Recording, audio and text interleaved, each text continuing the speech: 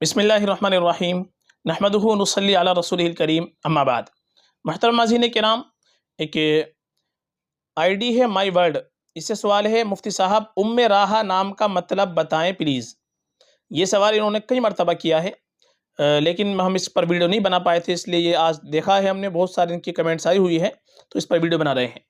یہ آپ نے جو نام پوچھا ہے راحہ، لیکن اس کے تعلق سے آپ ایک بات یاد رکھیں،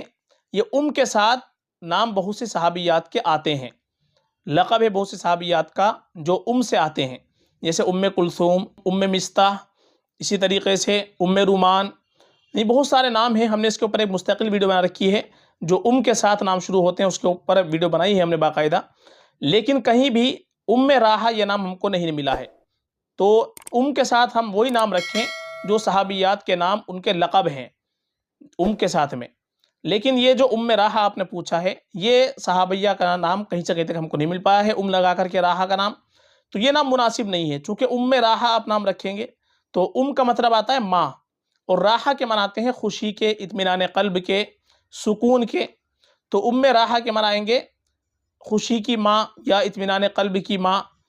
حالانکہ صحابیات کے جو نام ہوتے ہیں وہ ایک مقصد کے تحت ان کے لقب ہوتے ہیں جو کے ساتھ میں لگے ہوتے ہیں، لیکن راحہ کسی صحابیہ کا نام نہیں ہے۔ معنی کے اعتبار سے اگر دیکھا جائے تو رکھ سکتے ہیں، کوئی مسئلہ نہیں ہے، ویسے رکھا جا سکتا ہے کیونکہ معنی میں کوئی خرابی نہیں ہے، لیکن یہ نام کے ساتھ بہتر وہی ہے کہ ہم جب نام رکھیں کے ساتھ میں تو وہی ہم نام رکھیں جو صحابیات کے ہیں، جو کے ساتھ آتے ہیں۔ اس کی مستقل ویڈیو ہے، آپ پلے لسٹ کے اندر جائیں، وہاں پر آپ دیکھ سکتے ہیں، یا میں کوشش کروں گا انشاءاللہ مجھ کو اگر مل جائے وہ ویڈیو تو میں ڈسکرپشن کے اندر اس کا لنک آپ کو سینڈ کر دوں گا۔ تو یہ نام آپ رکھنا چاہے تو رکھ سکتے ہیں، کوئی مسئلہ نہیں ہے، لیکن زیادہ بہتر نہیں ہے۔ بہتر یہی ہے کہ ہم نام رکھیں تو صحابیات کے ناموں پر رکھیں، جو صحابیات کے نام ہیں، القاب ہیں، انہی ناموں پر نام رکھیں،